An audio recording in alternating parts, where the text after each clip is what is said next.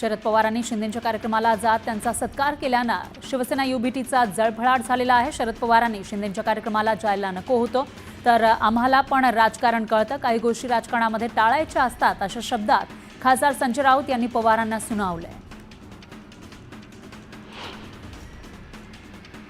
शिवसेना तोडणाऱ्यांना तुम्ही सन्मानित करता, यामुळे त्रास झाला। महाराष्ट्राच्या शत्रूंना असे पुरस्कार देणं रुचलं नाही, गद्दारांना असे सन्मान देणं म्हणजे राज्याच्या अस्मितेला धक्का देणारा आहे, अशी घणाघाती टीका संजय राऊतांनी केली।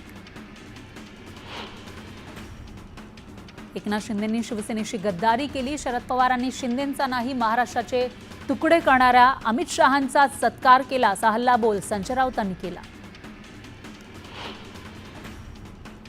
ठाण्याबाबत शरद पवारांकडे चुकीची माहिती आहे, पवारांकडे माहिती नसेल तर राजन विचारे माहिती देतील, असा हल्लाबोल संजय राऊतांनी केला। ठाण्याचा विकास शिवसेनेनं केला, असंही राऊतांनी ठणकावलं। दिल्लीमध्ये सुरू असलेलं साहित्य संमेलन म्हणजे दलाली आहे, साहित्य संमेलनाच्या निमित्तानं कोणाचाही सन्मान केला जातोय, अशी टीका संजय राऊतांनी केली। मला साहित्य संमेलनाचं निमंत्रण आहे, पण मी जाणार नाही, असंही राऊत म्हणाले। धनंजय मुंडेंचा राजीनामा न घेण्यावरून शिवसेनेचे वरिष्ठ नेते नाराज असल्याची माहिती सूत्रांनी दिली आहे। मुंडे प्रकरणावरून सरकारची बदनामी होत असल्यानं शिवसेनेचे नेते नाराज आहेत। मुंडेंचा राजीनामा घेण्याची जबाबदारी कोणाची, असा सवाल शिवसेना नेत्यांनी विचारलाय। आता दिल्लीच्या फेऱ्या वाढणार असल्याचे संकेत उपमुख्यमंत्री एकनाथ शिंदेंनी खासदारांना दिलेत। गेल्या आठवड्यामध्ये शिंदेंनी दिल्लीमध्ये जाऊन भाजपच्या वरिष्ठ नेत्यांची भेट घेतल्याचं सांगण्यात येतंय, पण शिंदेंच्या दौऱ्यामागचं नेमकं कारण काय ते अद्यापही गुलदस्त्यात आहे। शिवसेना युबीटीचे पक्षप्रमुख उद्धव ठाकरेंनी माजी आमदार वैभव नाईक यांना फोन करून विचारपूस केली आहे। वैभव नाईकांच्या पत्नी स्नेहा नाईक यांची एसीबीकडून चौकशी करण्यात आली होती। या चौकशी संदर्भात जाणून घेण्यासाठी ठाकरेंनी वैभव नाईक यांना फोन केल्याची माहिती आहे। रायगडच्या उरण विधानसभा मतदारसंघातील भाजप आमदार महेश बालदी यांनी भ्रष्ट मार्गानं निवडणुकीमध्ये विजय मिळवल्याचा दावा करत त्यांच्या या निवडीला हायकोर्टामध्ये आव्हान देण्यात आलंय। न्यायालयानं या याचिकेची गंभीर दखल घेत महेश बालदी यांच्यासह निवडणूक आयोगाला समन्स बजावत भूमिका स्पष्ट करण्याचे आदेश दिलेत। विरोधी पक्षनेते अंबादास दानवे आज दुपारी 12:30 वाजता कल्याण इथल्या मलंगगडावरील महाआरतीला उपस्थित राहणार आहेत। आताची सगळ्यात मोठी आणि महत्त्वाची बातमी म्हणावी लागेल, कल्याणमधील मलंगगडावर महाआरती होणार आहे आणि त्यासाठी उपमुख्यमंत्री शिंदे हे उपस्थित राहणार आहेत, तर विरोधी पक्षनेते सुद्धा या ठिकाणी उपस्थित असतील अशी माहिती आहे। विधान परिषदेचे विरोधी पक्षनेते दानवेंचीही या उत्सवाला हजेरी असेल। आणि याविषयी अधिक माहितीसाठी आपले प्रतिनिधी उदय जाधव हे आपल्यासोबत फोन लाईनवर आहेत। उदय, काय सांगाल? एकीकडे मलंगगडावर जो उत्सव होतोय त्याच्यासाठी उपमुख्यमंत्री शिंदे असतील, त्याचबरोबर कधी काळी एकत्र असलेले पण आता विरोधात असलेले दानवे सुद्धा त्यांच्यासोबत या ठिकाणी असणार असल्याचं कळतंय।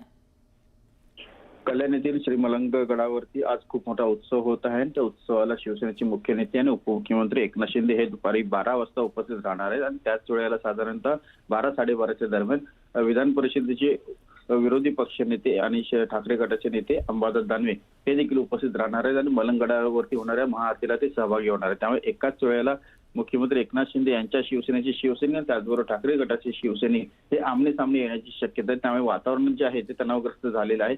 पोलिसांनी बंदोबस्त वाढवलेला आहे, कारण मलंगगड हे अतिशय आपण पाहिलेली आधी की अनेक वादग्रस्त मुद्द्यांमुळे चर्चेमध्ये होतं। तिथे अनेक 2 गटांमध्ये याआधी अनेक वेळा तणाव जो आहे तो निर्माण झालेला आहे। त्यात आता शिवसेना आणि ठाकरे गट हे आमने सामने येत असल्यामुळे आणखीन तणावामध्ये भर पडताना तिथे पाहायला मिळत आहे। त्यामुळे पोलीस बंदोबस्त जो आहे आज तिथे वाढवण्यात आलेला आहे आणि दुसरं दोन्ही शिवसेना जे आहेत आमने सामने आल्यामुळे एक परिस्थिती जी आहे ती बिकट बनण्याची शक्यता आहे।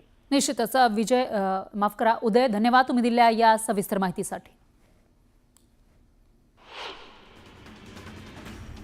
काँग्रेसच्या नव्या प्रदेशाध्यक्षाची घोषणा याच आठवड्यामध्ये होण्याची शक्यता आहे। प्रदेशाध्यक्षपदाबाबत राहुल गांधींशी बोलणं झालंय, लवकरच प्रदेशाध्यक्षपदाचा तिढा सुटणार असल्याची माहिती नाना पटोलेंनी दिली। मंत्र्यांनी मंत्रिमंडळ बैठकीमध्ये पाण्यासाठी संतप्त भावना व्यक्त केल्या आहेत। अशा परिस्थितीमध्ये लोकांच्या रोषाला कसं सामोरं जायचं अशी विचारणा करत अनेक मंत्र्यांनी या मिशनचे बाभाडे काढल्याची माहिती आहे। तर संबंधितांवर कठोर कारवाईची मागणीही केली आहे। त्यावर मुख्यमंत्री फडणवीसांनी पाणी पुरवठा योजना युद्ध पातळीवर पूर्ण करण्याचे आदेश दिले। मुख्यमंत्री फडणवीस अध्यक्ष असलेल्या आपत्ती व्यवस्थापन परिषदेमध्ये अजित पवारांना संधी देताना दुसरे उपमुख्यमंत्री एकनाथ शिंदे यांना स्थान देण्यात आलं नव्हतं. याबद्दल टीका सुरू झाल्यानं अखेर शिंदेंचा प्राधिकरणामध्ये समावेश करण्यात आला.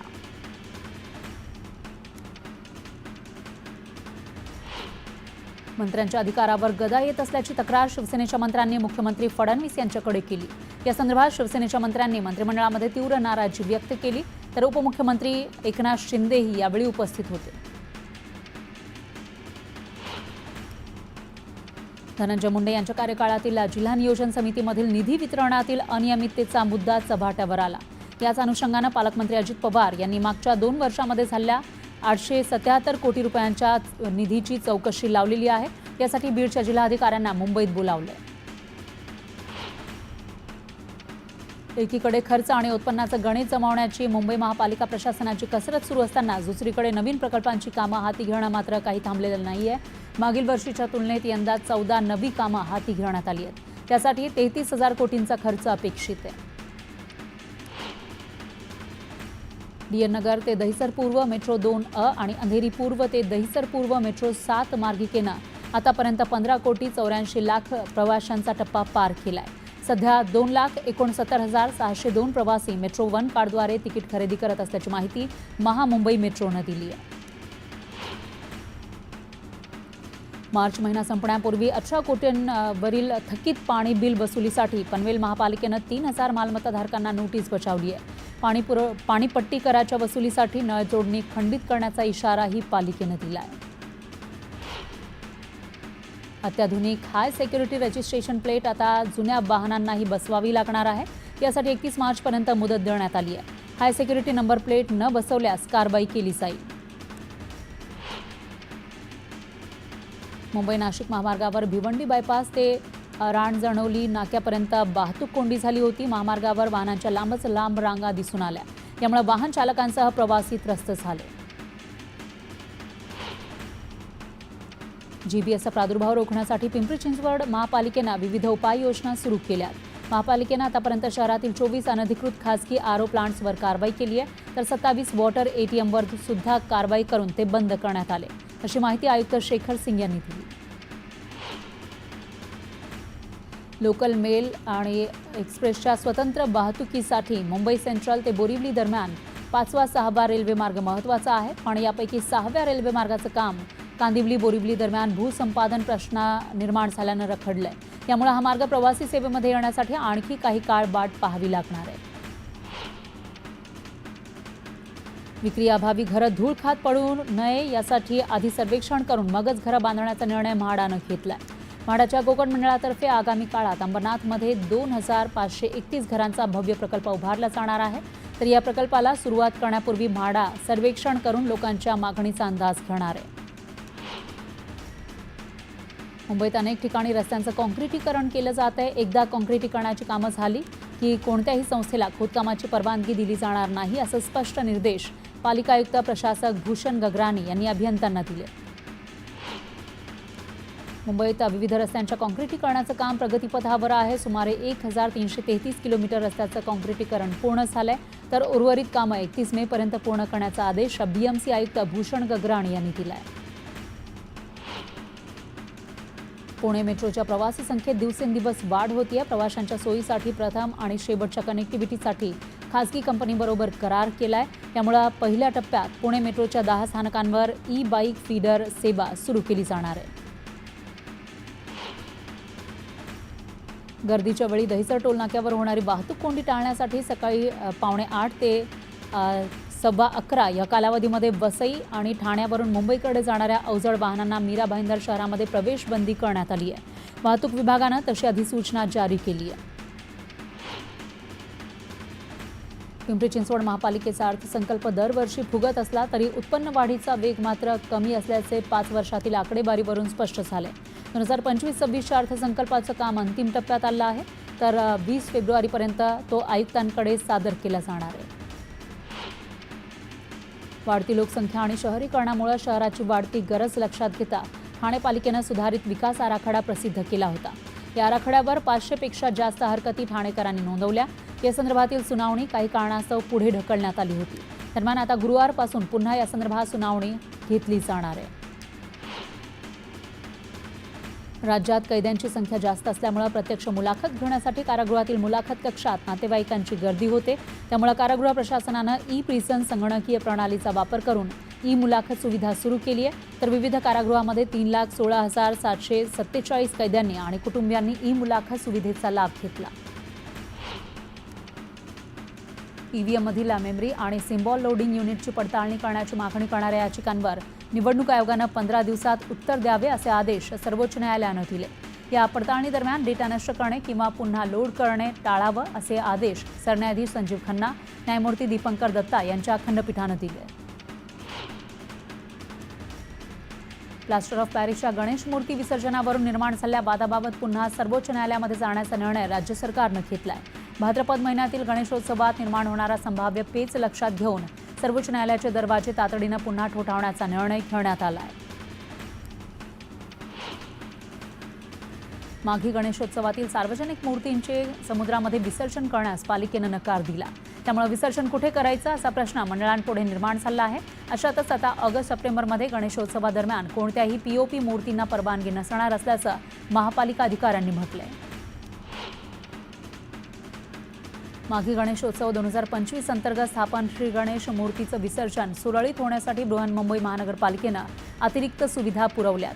श्री गणेश मूर्तींचं योग्यरित्या विसर्जन व्हावं यासाठी आवश्यक तिथं कृत्रिम तलावांचं खोलीकरण करण्यात आलंय.